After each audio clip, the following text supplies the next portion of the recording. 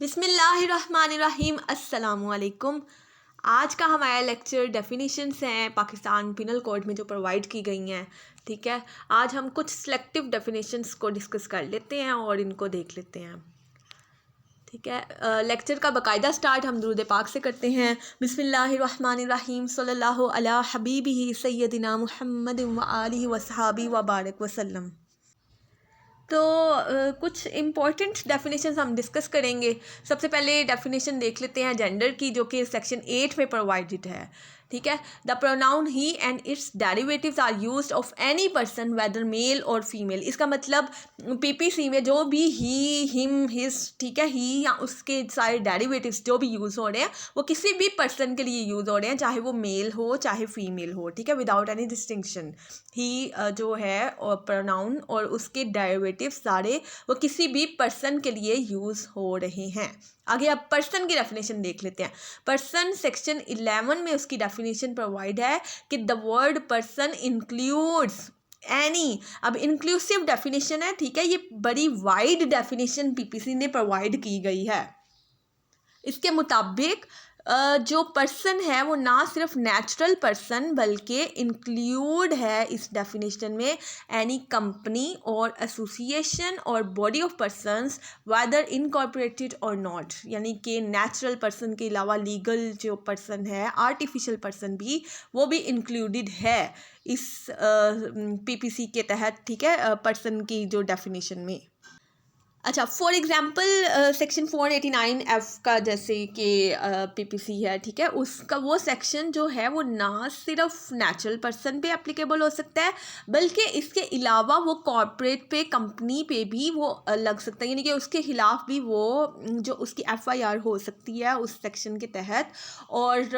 ये जो है ना वो कंपनी के, ज़ाहिर सी बात है, वो तो फिर मैनेजिंग जो भी उनकी अथॉरिटी होगी, डायरेक्ट अथॉरिटी जो उसके वो पर्सन की कैपेसिटी में होगा, लेकिन कंपनी के खिलाफ भी वो जो है वो सेक्शन जो है लागू हो सकता है। तो ये इसकी एक एग्जांपल छोटी सी देख ली है। आगे servant of state section 14 define करता है ऑल ऑफिसर्स और सर्वेंट्स कंटिन्यूड अपॉइंटेड और employed in Pakistan.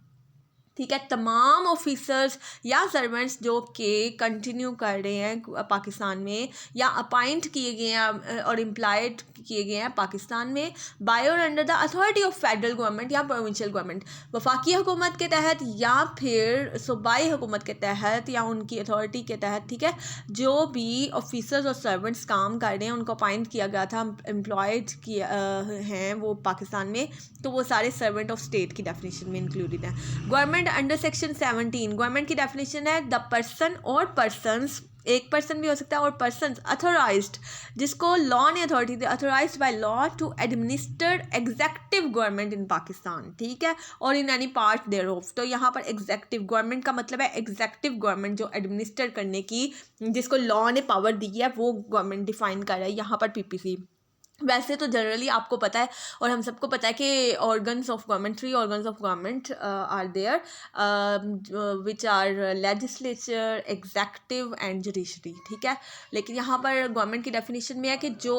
Government executive government को एडमिनिस्टर करने की, जिसको लॉ ने अथॉरिटी दी है, वो पर्सन या पर्सन्स जो हैं वो गवर्नमेंट होंगे। ठीक है, पाकिस्तान में जो एग्जेक्टिव गवर्नमेंट एडमिनिस्टर करते हैं। आगे जज की definition, it's most important definition. Judge under section 19, the word judge denotes not only every person who is officially designated as a judge। ठीक है, जिसको तो एक डेजिग्नेट कर दिया गया है जज के तौर पे ऑफिशियली, ठीक है, वो तो पर्सन होगा ही होगा, बट ऑल्सो लेकिन इसके अलावा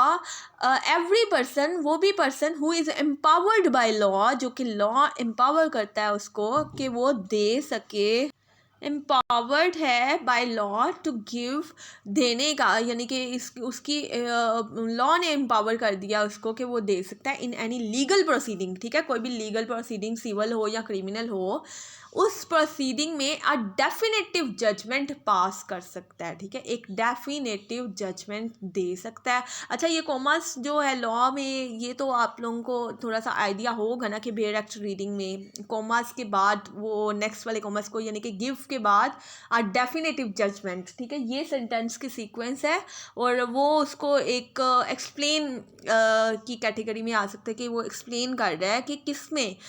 लीगल प्रोसीडिंग में, चाहे वो सिविल हो या क्रिमिनल हो, उसमें वो एक डेफिनेटिव जजमेंट जो है वो दे सकता है, उसने उसको लॉ ने एम्पावर किया है। और a judgment which if confirmed by some other authority would be definitive, यानी कि या तो वो खुद इट्स हिमसेल्फ वो डेफिनेटिव जजमेंट पास कर सकता है, या फिर एक जजमेंट जो कि कोई और अथॉरिटी अगर कंफर्म करेगी तो तब वो डेफिनेटिव हो जाएगी, ठीक है। तो ये इंक्लूड हो जाएगा ये जज की डेफिनेशन में, ना सिर्फ वो पर्सन जो कि ऑफिशियली डेजिग्नेटेड एज अ जज है, बल्कि वो भी पर्सन जो कि लॉ एम्पावर करता है कि वो एक डेफिनेटिव जजमेंट दे सके, या फिर उसकी डेफिनेटिव जजमेंट तब होगी जब वो कोई और अथॉरिटी उसकी जो है कंफर्म कर देगी। और who is one of a body of persons, या फिर वो एक बॉडी ऑफ पर्सन्स है, या फिर वो who is one of a body of persons, या बॉडी ऑफ पर्सन्स में से वो एक पर्सन है, which body of persons is empowered by law to give such a judgment, या फिर वो बॉडी ऑफ पर्सन्स में से, ठीक है, वो एक मेंबर है, उसका पर्सन है जो कि वो बॉडी जो है वो ऑन द होल, ठीक है, एम्पावर्ड है कि वो ऐसी जजमेंट दे सके जो कि यहाँ तो खुद डेफिनेटिव है, या फिर उसको कोई और कंफर्म करेगी अथॉरिटी तो तब वो डेफिनेटिव हो जाएगी। नेक्स्ट डेफिनेशन हम देख लेते हैं कोर्ट ऑफ जस्टिस की, जो कि सेक्शन 20 प्रोवाइड कर रहा है। The words court of justice denote जज who is empowered by law to act judicially alone, यानी कि वो एक पर्सन इंडिविजुअल कैपेसिटी में अकेला एक्ट जुडिशली जो है वो करने का एम्पावर्ड हो लॉ से, ठीक है, लॉ उसे एम्पावर कर रहा है कि वो टू एक्ट इंडिविजुअली, ठीक है, टू एक्ट जुडिशली अलोन, और अ बॉडी ऑफ जजेस which is empowered by law to act judicially as a body, ठीक है, वो अकेला पर्सन भी हो सकता है कोर्ट ऑफ जस्टिस में, ठीक है। इसका मतलब कोर्ट ऑफ जस्टिस जो है वो एक जज को भी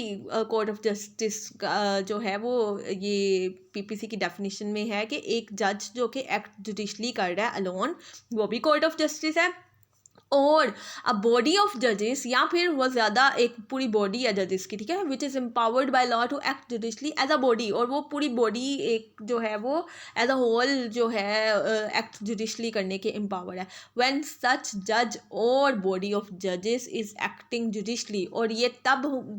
यानी कि कोर्ट ऑफ जस्टिस कहलाएंगे जब वो एक्टिंग जुडिशली, जब वो जुडिशली एक्ट कर रहे हैं तब वो कोर्ट ऑफ जस्टिस कहलाएंगे। नेक्स्ट डेफिनेशन अब हम देख लेते हैं पब्लिक सर्वेंट की, अंडर सेक्शन 21 प्रोवाइड है, ये भी बहुत इंपॉर्टेंट डेफिनेशन है। और the words public servant denote a person, PPC इसको डिफाइन कर रही है कि ये एक ऐसा पर्सन है जो कि falling under any of the following descriptions, in descriptions में से किसी भी डिस्क्रिप्शंस में वो फॉल करता है, इनमें से किसी एक पे भी, ठीक है, तो वो पब्लिक सर्वेंट है। अब क्या क्या इंक्लूडेड है, every commission officer in the military, naval और एयर फोर्सेस ऑफ पाकिस्तान, ठीक है, जो कि चाहे वो मिलिट्री में, नेवल में या एयर फोर्सेस ऑफ पाकिस्तान में जो भी कमीशन ऑफिसर हैं वो जो हैं while serving under the federal और प्रोविंशियल गवर्नमेंट, जब वो वफाकी या सूबाई गवर्नमेंट के तहत जो है वो सर्व कर रहे हैं, हर कमीशन ऑफिसर, इसका मतलब हो गया एवरी जज, ठीक है, जज भी पब्लिक सर्वेंट है, every officer of a court of justice. अब हम लोगों ने ऊपर सेक्शन 20 में कोर्ट ऑफ जस्टिस की भी डेफिनेशन देख ली है कि एक जज अलोन जो एक्टिंग जुडिशली है, या फिर बॉडी ऑफ पर्सन्स जो कि empowered by law to act judicially as a body है, ठीक है, तो वो भी इंक्लूडेड है। तो every officer of a court of justice whose duty it is to investigate और रिपोर्ट, अब उसकी ड्यूटी क्या है कि वो इन्वेस्टिगेट करे या रिपोर्ट करे on any matter of law और फैक्ट, और टू मेक ऑथेंटिकेट और कीप एनी डॉक्यूमेंट, और to take charge or dispose of any property, or to execute any judicial process, or to administer any oath, or to interpret or preserve order in the court, and every person specially authorized by a court of justice to perform any of such duties। ठीक है, अगर उस officer की duty ये थी कि वो या तो वो ठीक है तफ्तीश वगैरह करे, या और फिर किसी भी मैटर ऑफ लॉ या फैक्ट पे उसकी रिपोर्ट तैयार करके दे, या फिर वो कोई भी डॉक्यूमेंट बनाए उसको ऑथेंटिकेट करे या फिर रखे अपने पास, ठीक है, और कोई भी प्रॉपर्टी का चार्ज संभाले या उसको डिस्पोज ऑफ करने का, यानी कि किसी भी तरह से उसको सेल वगैरह करे उसको, या फिर किसी भी तरह से उसको डिस्पोज ऑफ करे, और to execute any judicial process, किसी जुडिशियल प्रोसेस को एग्जीक्यूट करवाए, कोई ओथ वगैरह एडमिनिस्टर करवाए या तशरीह वगैरह करे, या फिर ऑर्डर, ठीक है, जो कि कोर्ट में। And every person specially authorize by, और हर वो पर्सन जो कि स्पेशली ये कोर्ट ऑफ जस्टिस जो है उसको अथोराइज कर देती हैं कि ये इन ड्यूटीज़ में से कोई भी एक ड्यूटी करनी है, तो वो भी पब्लिक सर्वेंट में इंक्लूड है। नेक्स्ट है एवरी ज्यूरी मैन, असेसर और a member of panchayat assisting a court of justice और पब्लिक सर्वेंट को, हर जो ज्यूरी मैन है, ठीक है, या असेस करने वाला असेसर है, या पंचायत का मेंबर है जो कि कोर्ट ऑफ जस्टिस को या पब्लिक सर्वेंट को असिस्ट कर रहा है, ठीक है, वो भी इसमें पब्लिक सर्वेंट में इंक्लूड हो जाएगा। Every arbitrator or other person to whom any case or matter has been referred for decision or report by any court of justice or by any competent authority. इसका मतलब हर arbitrator या हर वो दूसरा person जो जिसे भी रेफ़र कर दिया कोर्ट ऑफ जस्टिस ने कि, या फिर किसी और कॉम्पिटेंट अथॉरिटी ने कि इसको जो है वो इस पे डिसीजन दें या इस पे रिपोर्ट दें, ठीक है, तो ये कोई भी सालस वगैरह, ठीक है, या कोई भी अदर पर्सन जिसको रेफ़र कर दिया ना मैटर, वो भी इसमें इंक्लूडेड है पब्लिक सर्वेंट की डेफिनेशन में। Every person who holds any office by which of his which he is empowered to place और कीप एनी पर्सन कन्फाइनमेंट, कैद करने के लिए किसी को कैद में रख सकता है, या फिर, ठीक है, और जो है वो एम्पावर्ड है बाय लॉ, ठीक है, कि वो कन्फाइनमेंट में रख सकता है, किसी भी पर्सन को डाल सकता है उसको कन्फाइनमेंट में, या फिर उसको रख सकता है, तो ये जो है वो भी इंक्लूडेड है पब्लिक सर्वेंट की डेफिनेशन में। Every officer of the government whose duty it is to prevent offences, ये वाली ड्यूटी है उसकी, जो भी ऑफिसर ऑफ गवर्नमेंट के उसकी ड्यूटी है कि वो रोके ऑफेंसेस होने से, to give information of the offences, और फिर ऑफेंसेस की जो भी जराइम वगैरह उनकी इंफॉर्मेशन दे, to bring offenders to justice, फिर उनको जस्टिस इंसाफ जो है वो यानी कि दिलाया जाए, जिसके साथ उन्होंने ज़्यादती वगैरह की है, ऑफेंडर्स को सज़ा दी जाए, ठीक है, और to protect the public health, safety और कन्वीनियंस, और फिर या पब्लिक हेल्थ को और सेफ्टी को या फिर कन्वीनियंस को प्रोटेक्ट करे। तो ये सारी जो ड्यूटीज़ जिसकी भी इस तरह की ड्यूटी कोई होगी ऑफिसर ऑफ गवर्नमेंट की, तो वो भी पब्लिक सर्वेंट की डेफिनेशन में इंक्लूड है। नेक्स्ट है every officer whose duty it is to take, receive, keep और expand any property on behalf of the government, or to make survey, assessment or contract on behalf of the government, or to execute any revenue process, ठीक है। कोई भी officer जिसकी duty ये है कि वो लेगा, ठीक है, रिसीव करेगा या रखेगा प्रॉपर्टी, किसके बिहाफ पे, गवर्नमेंट के बिहाफ पे, या फिर वो सर्वे करेगा, कोई असेसमेंट करेगा या कॉन्ट्रैक्ट करेगा गवर्नमेंट के बिहाफ पे, या फिर कोई भी रेवेन्यू प्रोसेस एग्जीक्यूट करवाएगा, कोई तफ्तीश करेगा, कोई रिपोर्ट करेगा किसी भी मैटर पे जो कि अफेक्ट कर रहा है the pecuniary interest of the government, ठीक है, जो कि गवर्नमेंट के माली जो मफाद को अफेक्ट कर रहा है, असरअंदाज कर रहा है, और टू मेक ऑथेंटिकेट और कीप एनी डॉक्यूमेंट जो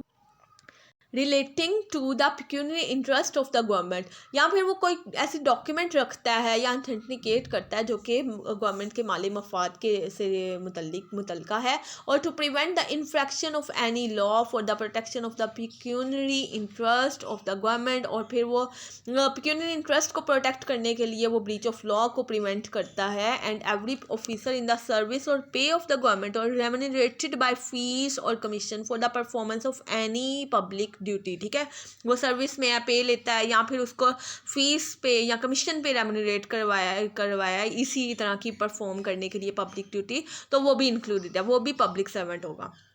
every officer whose duty it is to take, receive, keep और एक्सपैंड एनी प्रॉपर्टी, ये ऊपर वाले से मिल रहा है ये, ठीक है, टू मेक एनी सर्वे और असेसमेंट और टू लिवाई एनी रेट और टैक्स, यानी कि कोई टैक्स भी लिवाई कर सकता है वो for any secular common purpose of any village, ठीक है, रिलीजियस पर्पस के लिए टैक्स नहीं जो कलेक्ट करता, वो ये सेकुलर पर्पस के लिए, कॉमन पर्पस, विलेज के जो है वो सेकुलर कॉमन पर्पस के लिए जो लिवाई करता है टैक्स, वो भी इंक्लूडेड है, विलेज चाहे हो, टाउन हो या डिस्ट्रिक्ट हो, ठीक है, सबके कॉमन पर्पस के लिए जो है वो सेकुलर टैक्स या रेट जो वो लिवाई कर सकता है। Authenticate or keep any document for ascertaining of the rights of the people of any village, town or district, ठीक है, और इसके अलावा every person who holds any office in which he is empowered to prepare, publish, maintain or revise an electoral roll or to conduct an election or part of an election, ठीक है, जो भी electoral roll को तैयार करेगा, publish करवाएगा, ठीक है, मेंटेन करेगा या उसको रिवाइज करेगा, इलेक्शन होल्ड करवाएगा या पार्ट ऑफ इलेक्शन कंडक्ट करवाएगा, वो सारे भी पब्लिक सर्वेंट की डेफिनेशन में इंक्लूडेड हैं। नेक्स्ट डेफिनेशन हम लोग करते हैं रॉन्गफुल गेन और रॉन्गफुल लॉस, जो कि सेक्शन 23 प्रोवाइड करता है। इसकी definition, wrongful gain is gain by unlawful means, ठीक है, अनलॉफुल मीन्स यानी कि इलीगली वो गेन हासिल करता है, अनलॉफुल मीन्स ऑफ प्रॉपर्टी। अब कौन सा गेन है, गेन ऑफ प्रॉपर्टी है, to which the person gaining is not legally entitled, उसे पता है कि वो लीगली इंटाइटल्ड नहीं है, वो हकदार नहीं है, लेकिन वो अनलॉफुल मीन्स से वो प्रॉपर्टी गेन कर लेता है, तो इसे कहते हैं wrongful gain। और wrongful loss is the loss by unlawful means, ठीक है, ये नुकसान कर देता है of property to which the person losing it is legally entitled, उस पर्सन जो कि लूज़ कर रहा है, ठीक है, जिसका नुकसान हो रहा है उस प्रॉपर्टी का, वो उसका हकदार था, असल में वो उसका लीगली इंटाइटल्ड था, और ये जो है वो अनलॉफुल मीन्स के ज़रिए से उसकी प्रॉपर्टी का लॉस करवाया है, रॉन्गफुल लॉस उसे कहते हैं। नेक्स्ट है gaining wrongfully and losing wrongfully. A person is said to gain wrongfully, gain wrongfully कब होता है, जब वो पर्सन, when such person retains wrongfully as well as when such person acquires wrongfully, या तो वो रखता है यानी कि उसके पास बेशक वो लीगल तरीके से आ जाए वो प्रॉपर्टी, जैसे कि वो ट्रस्ट पे जैसे कि क्रिमिनल ब्रीच ऑफ ट्रस्ट में ऐसे ही होता है ना कि वो उसको ट्रस्ट के तौर पे उसको एक इंटरेस्ट करता है प्रॉपर्टी, लेकिन वो बाद में रिटेन कर लेता है रॉन्गफुली, या उसको जो है बाद में वो जो है ब्रीच ऑफ ट्रस्ट करते हैं, ठीक है, इस तरह when such person retains wrongfully, वो उसको रख लेता है रॉन्गफुली, यानी कि as well as when such person acquires wrongfully, या फिर वो रॉन्गफुली ही एक्वायर करता है, लेता ही हासिल ही रॉन्गफुली करता है, जैसे कि थेफ्ट के केस में, ठीक है। A person is said to lose wrongfully, और लूज कब रॉन्गफुली करता है, when such person is wrongfully kept out of any property, या तो उसको निकाला गया, ठीक है, प्रॉपर्टी से wrongfully, as well as when such person is wrongfully deprived of property, या महरूम कर दिया गया है, ठीक है, या उसको केप्ट आउट ऑफ रखा गया है। नेक्स्ट डेफिनेशन है सेक्शन 24 में प्रोवाइड है डिसऑनेस्टली की, whoever does anything with the intention of, कुछ भी करता है लेकिन उसकी नीयत क्या है, causing wrongful gain to one person, के एक इंसान को wrongful gain हो, और wrongful loss to another person, ठीक है, एक इंसान को या तो wrongful gain हासिल हो या फिर दूसरे किसी और इंसान को wrongful loss हो, तो इस इंटेंशन से वो कुछ भी करता है तो वो इसका मतलब उसकी वो जो है वो डिसऑनेस्टली करता है उस काम को, ठीक है, is said to do that thing dishonestly. तो डिसऑनेस्टली में वही है कि या तो वो कॉज करता है wrongful loss to another person, या फिर wrongful gain to one person जो है वो करता है, wrongful gain to one person and wrongful loss to another person होता है, जो हम लोगों ने ऊपर पढ़ लिया, रॉन्गफुल गेन के अनलॉफुल मीन्स के ज़रिए से गेन करता है, या फिर लॉस जिसका हो रहा है वो अनलॉफुल मीन्स से उस बंदे का हो रहा है जो कि लीगली इंटाइटल्ड था। नेक्स्ट डेफिनेशन है फ्रॉडुलेंटली की, ये सेक्शन 25 प्रोवाइड कर रहा है। A person is said to do a thing fraudulently if he does that thing with intent to defraud but not otherwise. वो फ्रॉड की नीयत से डिफ्रॉड करने के लिए उसको उस चीज़ को करता है, तो वो उसको कहा जाएगा कि उसने फ्रॉडुलेंटली किया है। नेक्स्ट है reason to believe under section 26, ये है कि a person is said to have reason to believe a thing if he has sufficient cause to believe that thing but not otherwise. उसको सफिशेंटली पता था, sufficient cause थी उसके पास, ठीक है, मुनासिब उसके पास वजह थी कि हाँ ये जो है वो यकीन करने की उसके पास वजह थी, तो फिर वो जो है रीज़न टू बिलीव उसे कहा जाएगा। नेक्स्ट डेफिनेशन है काउंटर फीट, ये भी थोड़ी सी इंपॉर्टेंट डेफिनेशन है। A person is said to counterfeit, counterfeit का जैसे जेली सिक्के वगैरह तैयार कर लेते हैं, ठीक है, उसके who causes one thing to resemble another thing, ठीक है, उसकी नकल वगैरह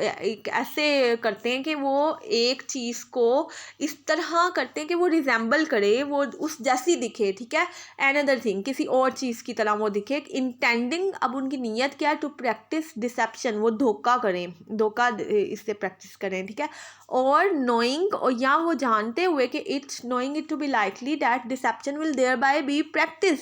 उनको पता है कि ये इस तरह की रिजेंबलेंस हो गई है या इस तरह की हम लोगों ने मिलती जुलती वो चीज़ बना ली है दूसरी चीज़ से, कि या तो उनकी इंटेंशन ही थी कि धोखा देना है, या फिर उनको पता है, उनको ये नॉलेज है कि ये इस तरह मिल रहा है कि ये जो है डिसेप्शन हर सूरत में जो वो प्रैक्टिस हो जाएगा, यानी कि धोखा दिया जाएगा, लोग धोखा खा जाएंगे।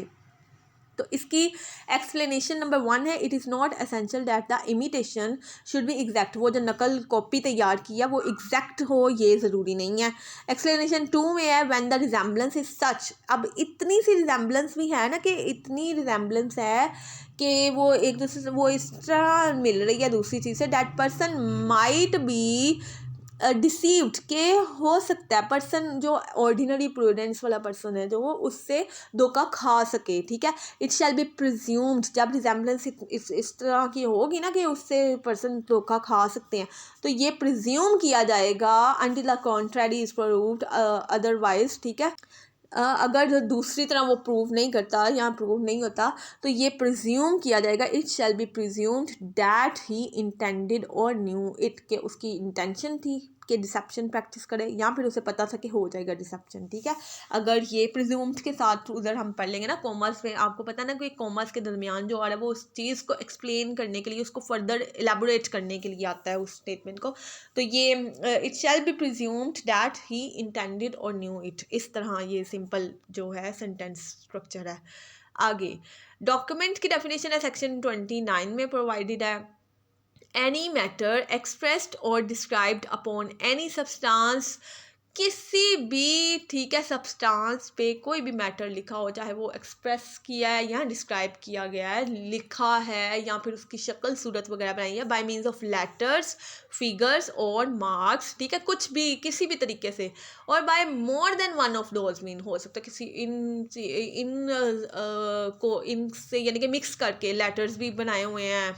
ठीक है, वो हरूफ भी हैं, तस्वीरें भी हैं और मार्क्स वगैरह ये सारा ये भी है, या फिर इसमें से किसी एक तरीके से किसी भी सब्सटेंस पे, ठीक है। अब intended to be used or which may be used as evidence of that matter, के इस तरह के वो उसको यूज़ किया जा सके एक एविडेंस के तौर पे। अब कोई भी स्टोन पे भी बेशक कुछ अल्फाज लिखे हों, दरख्त पे कोई अल्फाज लिखे हों, किसी भी सब्सटेंस पे है ना, कोई भी मैटर एक्सप्रेस्ड हो या डिस्क्राइब हो और उसको एविडेंस के तौर पे यूज़ किया जा सके, वो डॉक्यूमेंट की डेफिनेशन में फॉल करता है। डॉक्यूमेंट की डेफिनेशन आर्टिकल 2(1)(b) में आई थिंक प्रोवाइडेड है, QSO में भी, ठीक है, कानून शहादत ऑर्डर में भी ये डॉक्यूमेंट की डेफिनेशन जो है वो प्रोवाइडेड है। नेक्स्ट है, इसका हम क्रॉस रेफरेंस दे सकते हैं, ठीक है। क्रॉस रेफरेंस होता है कि किसी दूसरे लॉ में, किसी दूसरे स्टेट्यूट में उसको कैसे जो है वो डिफ़ाइन किया, या फिर उसकी प्रोवाइडेड है डेफिनेशन, ठीक है, उसका क्रॉस रेफरेंस दे के उसके सिर्फ आर्टिकल को लिख देते हैं कि ये बात उधर भी डिफ़ाइन हुई थी। आगे valuable security under section 30, valuable security denote a document which is or purports to be a document के एक ऐसी डॉक्यूमेंट है where by any legal right is created, या तो लीगल राइट बन रहा है, एक्सटेंड कर रहे हैं उसको, ठीक है, वसी कर रहा है, ट्रांसफ़र हो रहा है एक पर्सन से दूसरे पर्सन को, ठीक है, मुंतकिल हो रहा है, रिस्ट्रिक्ट कर रहे हैं, महदूद कर रहे हैं उसको, एक्सटिंग्विश्ड कर रहे हैं या ख़त्म कर रहे हैं या रिलीज उसको कर रहे हैं, और where bye any person acknowledges, ठीक है, या तो कोई राइट्स क्रिएट वगैरह होता है या ख़त्म होता है या एक्सटेंड होता है, जो भी है, ठीक है, या फिर where bye any person acknowledges, कोई पर्सन जो है वो एक्नॉलेज कर लेता है उसके ज़रिए say that he lies under legal liability, कि उसकी ये लाइबिलिटी बनती है, यानी कि ठीक है, और has not a certain legal right, या तो वो लाइबिलिटी अपनी मान लेता है या फिर वो कहता है कि ठीक है ये मेरा राइट नहीं बनता। तो ये सारा वैल्यूएबल सिक्योरिटी की डेफिनेशन में आ जाता है। नेक्स्ट डेफिनेशन हम पढ़ते हैं वॉलंटरीली की। सेक्शन 39 में प्रोवाइड है वॉलंटरीली, यानी कि अपनी आज़ादाना मर्जी से। A person is said to cause an effect voluntarily when he causes it by means, अब इन उन ज़राए से करता है वो काम जो भी, ठीक है, whereby he intended to cause it or by means which at the time of employing those means he knew or had reason to believe to be likely to cause it. अब तीन चीज़ें हैं, या तो उसकी intention थी, ठीक है, या फिर उसको नॉलेज था, या उसको रीज़न टू बिलीव था कि ये लाइकली टू कॉज जो है वो हो जाएगा। तो इसका मतलब वो वॉलंटरीली वो कर रहा था, अपनी आज़ाद मर्जी के साथ कर रहा था। इंटेंशन है या नॉलेज है या रीज़न टू बिलीव है कि वो हो जाएगा, तो ये वॉलंटरीली में फॉल कर जाएगा। नेक्स्ट है ऑफेंस की डेफिनेशन, सेक्शन 40 में प्रोवाइड की गई है। Offence denotes a thing made punishable by PPC, Pakistan penal code जिसको भी वो पनिशेबल कर रहा है। इसके अलावा बल्कि वो भी है कि बाय एनी अदर एक्ट भी, आई थिंक इसकी एक दो क्लॉजेस और है, सॉरी वो मिस हो गई, उसको थोड़ा सा बाद में देख लेंगे, कि offence denotes a thing made punishable by PPC और एनी अदर एक्ट, मेरे ख्याल से ये भी इंक्लूड होगा, इसको कंफर्म कर लेंगे, ठीक है। आगे इंजरी अंडर सेक्शन 44, इंजरी का मतलब क्या है, any harm whatever illegally caused to person, ठीक है, कोई इलीगली उसको किसी पर्सन को तकलीफ हार्म पहुंचाता है। अब वो टू पर्सन, उसकी बॉडी पे, पर्सन इन बॉडी माइंड, उसके माइंड को कोई हार्म पहुंची है, रेपुटेशन को कोई हार्म पहुंच गई है, या प्रॉपर्टी को, यानी कि वाइडर डेफिनेशन है जो कि कवर कर रही है कि ना सिर्फ उसके बॉडी पे इंजरी, बल्कि उसकी बॉडी, उसके माइंड, उसकी रेपुटेशन और उसकी प्रॉपर्टी पे जो भी हार्म इलीगली कास्ट की गई है, ठीक है, किसी पर्सन को, तो वो इंजरी कहलाएगी। ये सेक्शन 44 डिफाइन करता है। नेक्स्ट डेफिनेशन जो इम्पोर्टेंट है वो गुड फेथ की है अंडर सेक्शन 52। उन्होंने कहा कि nothing is said to be done और बिलीव्ड इन गुड फेथ, वो कह रहे कि कुछ भी गुड फेथ में नहीं कहा जा सकता, विच इज़ डन और believed without due care and attention. इसका मतलब जब भी आए ना कि गुड फेथ में किया था, तो इसका मतलब पहले देखा जाएगा कि उसने ड्यू केयर इस एक्सरसाइज की थी, अटेंशन थी उसकी सारी, तो अगर उसके बगैर की थी तो वो गुड फेथ में नहीं कहा जाएगा उसको। हार्बर अंडर सेक्शन 52A इसकी डेफिनेशन प्रोवाइडेड है। उन्होंने कहा कि except in section 157 and in section 130 in the case in which the harbour is given by the wife or husband of the person harboured, ठीक है, इन जो केसेस में ना ये सेक्शन 157 और 130 सॉरी, ठीक है, जहाँ पर एक हस्बैंड और वाइफ या वाइफ जो है वो हार्बर्ड पर्सन को हार्बर देते हैं, उनके अलावा ये इन दोनों सेक्शंस के अलावा सेक्शन 157 और 130 के अलावा हार्बर जो है, word harbour includes the supplying of a person, किसी पर्सन को सप्लाई करना विद शेल्टर, उसको पनाह देना, फूड देना, उसको ड्रिंक देना, मनी देना, clothes, arms, ammunition or means of conveyance उसको देना, और the assisting a person by any means, या फिर इसी इनके ज़राए से उसकी मदद करना, whether of the same kind as those enumerated in this section or not, यानी कि ये जो सारे ये बताए हुए हैं काइंड के, शेल्टर प्रोवाइड कर देना, फूड ड्रिंक वगैरह उसको दे देना, arms ammunitions, means of conveyance दे देना कि वो भाग जाए वगैरह, ठीक है, यहाँ पर ना, तो ये जो है सारा इसमें बेशक ये इन कैटेगरी में फॉल करता है या नहीं, किसी भी तरीके से वो असिस्ट कर रहे हैं ना उस पर्सन को, तो किस मकसद के लिए? टू इवेड एप्रीहेंशन, कि वो जो अरेस्ट है ना, एप्रीहेंशन का मतलब क्या होता है? अरेस्ट से बच जाए, वो अरेस्ट ना हो, तो उससे कहते हैं ये पनाह जो देना होता है हार्बर, ठीक है, ये है। तो ये हमारी जो डेफिनेशंस थी, हम लोगों ने सिलेक्टिव डेफिनेशन, जो इंपॉर्टेंट डेफिनेशंस, ये डिस्कस कर ली हैं। और इंशाल्लाह नेक्स्ट लेक्चर भी जल्द ही डिस्कस करेंगे, हम लोग को डिटेल में करेंगे। तब तक के लिए अल्लाह हाफिज़। अल्लाह पाक हम सब का हामी व नासिर हो, आमीन। अल्लाह हाफिज़।